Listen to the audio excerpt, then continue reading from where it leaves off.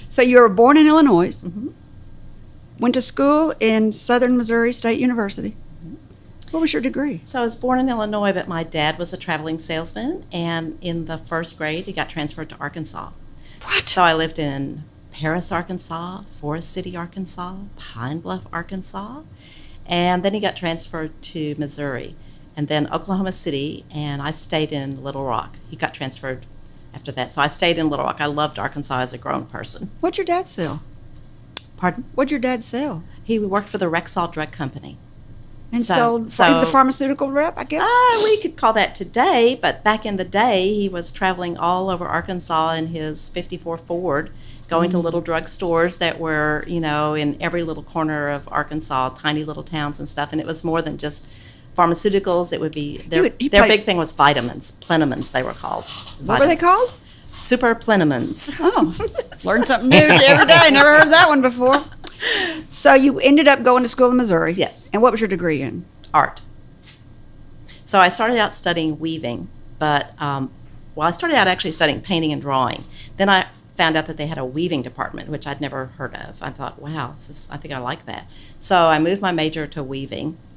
And then when I was out of school, I was still weaving, and I had moved to Little Rock, back to Little Rock, and I was teaching, and they had a weaving guild in Little Rock at that time. And I had looms in a little house on Monroe Street. I had floor looms and lap looms and every kind of loom. And I was doing craft fairs, and then I got really bored with it. So I thought, maybe I need to take a workshop or something that'll get me excited. So I went to Pennsylvania for a weavers conference and signed up for this workshop, and the woman walked in the room and she said, well, I know you're all here to do weaving, but actually I'm pretty sick of it. So I moved to Denmark on a little island because I didn't want to weave anymore. She was chairman of Moore College in Pennsylvania. And she said, now you have to remember, this is 1975 maybe.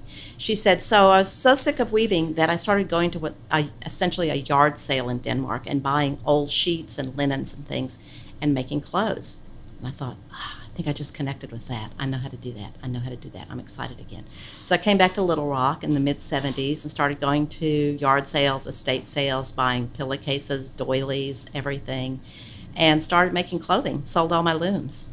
So I did that for about 3 years, did the old Montessori craft fair that some people remember. It was in Robinson Auditorium. And a woman in Memphis, and I call her the woman with the James Bond name, Babby Lovett.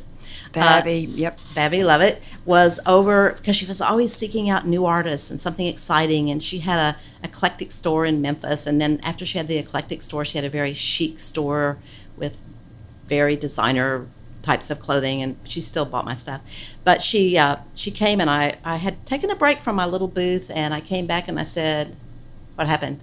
And the person that was watching my booth said, we sold all your stuff. I said, to who? To Bab. To Babby, yeah. And so I caught up with her. She left her card, and I called her, and she said, I'd just like you to drive over to Memphis and talk to me about what you're doing. So I said, okay, I'll do that.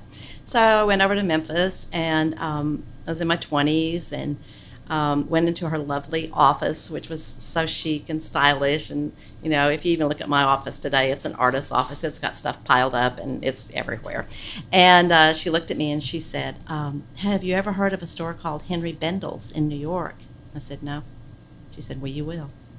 So fast forward from that, in about 4 or 5 years from that, I guess, I was in Henry Bendel's Christmas catalog with my clothing.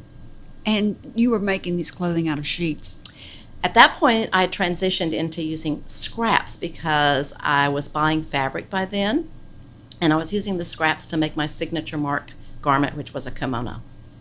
So I was making things that you may have bought in my store. I do. I've got dress, shirt, and I'll say here, it's just so. It's nostalgic, and it's funny, and it's comforting. Even in the museum store, when people will walk in, and some people won't know that I'm doing that. And I'll say, hello. They go, look, I'm wearing your dress. Today? Yes. Still many today? people like you are like still, me. It's just like, really? That's crazy.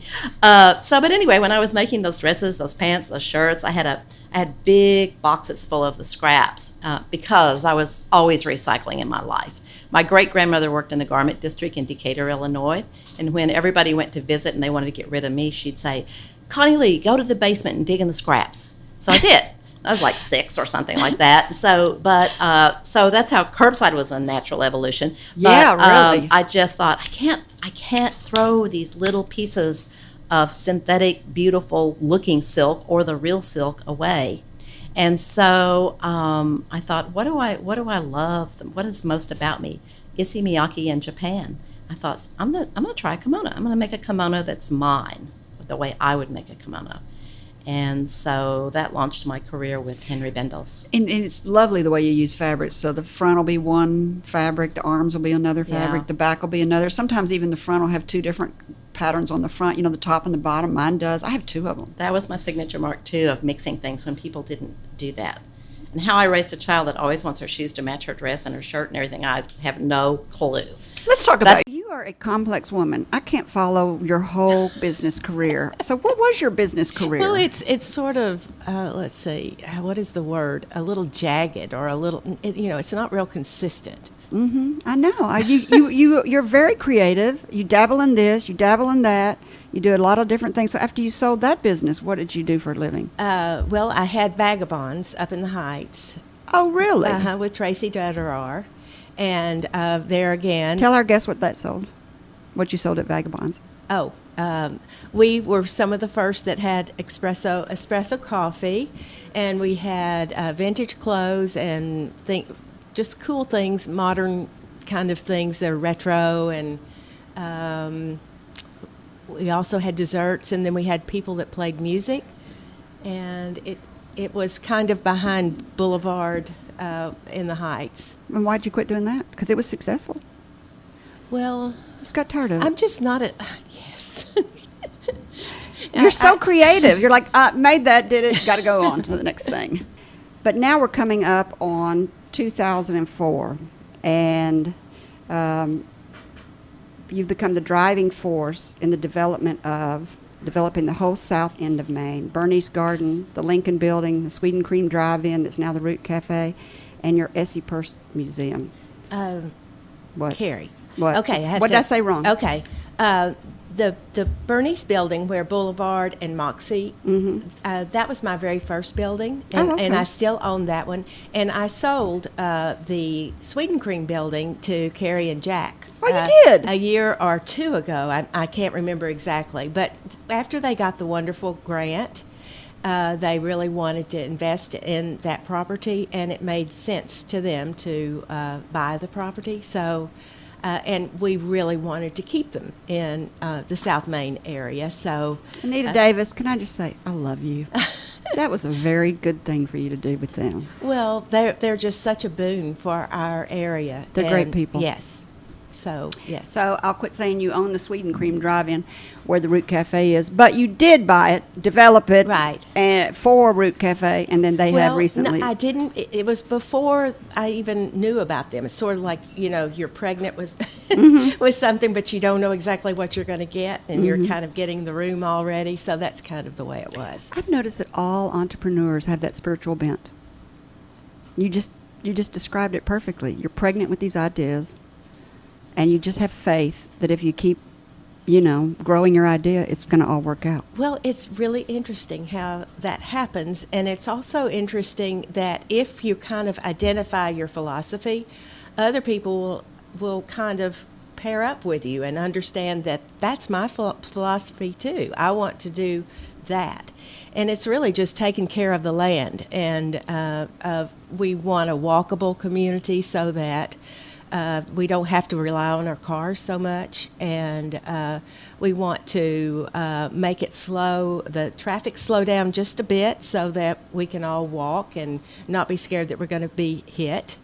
And then also, it sort of makes us pay attention to the litter and the trash that's on the street so that it's not going down into the storm drains and ruining the Fish Creek.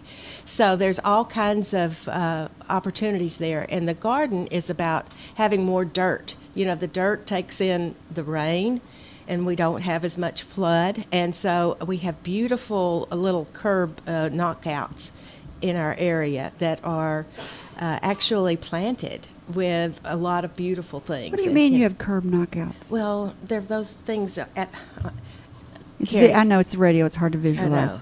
So It's along like- the curbs you Yes. have. It's where there is dirt, where you can grow things right there at the corners. Oh, little gardens all the way up to the edge. Yeah. I love And that. the Business Improvement District takes care of that in our area. You've been called an accidental real estate developer. Yeah, it was accidental for sure. Mark Stodler, our mayor, he said you were a godsend to South on Main. Look, she's rolling her eyes. People out there in radio land, she's rolling her eyes. So you went to a convention, a Main Street convention in Seattle, Washington, and heard this term called placemaking, and it resonated with you. Did you already own the property when you heard this term, or did you hear this term and decide, I'm going to start buying up property? Which came first? I think I bought the property first, but I was also, I mean, I had already tried to figure out what my part in taking care of the earth was. And so it sort of gelled to think about my upbringing in this little bitty town and to see this area that could use some goods and services for the neighborhood. And so that's kind of how it played out. Tell people what placemaking means. Well, it's, I guess you would, okay, so like in 2004, I bought that property, and I've got to tell you the story about that. It's the Bernice building, and Bernice is my grandmother's name. And so I Talk looked about up. serendipity. I know, I looked up and I thought, I believe this may be the one. A sign. And so, and then in 2005, I bought the property next to it that Steve Patrick owned, and he bought property on down a little bit further on 15th Street, 15th. In Maine? Uh-huh. Oh, okay.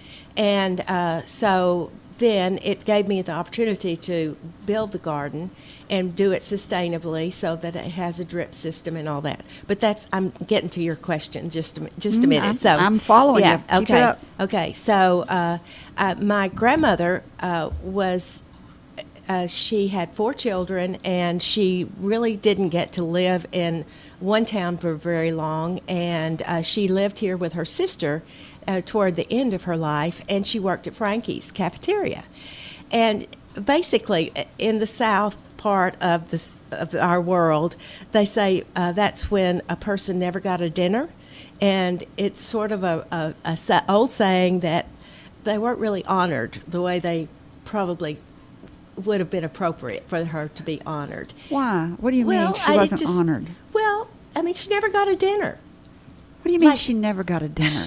What do you mean? Is that a saying? She Yes, never got a dinner. right. What does that mean? It means that okay, so when people retire, they either give you a watch back in the old days, or they give you a dinner. She never got a dinner. She never got a dinner party. Right. Basically. Yes. Okay. Well, that would be from Little Rock, where we would say never got a dinner party. Yeah, but in the South they say she never got a dinner. Right. She didn't get her Right. gold watch. She Right. didn't get her dinner. Right. So she got a garden on Main Street. Oh, I love it. I see it now. It came together right there, Anita. Thank you. Yes. If you liked this video, subscribe to our YouTube channel by clicking on the picture of Kerry's face in the center of the screen. For more of Kerry's interviews, click either video on the right of the screen. And as always, thank you for watching.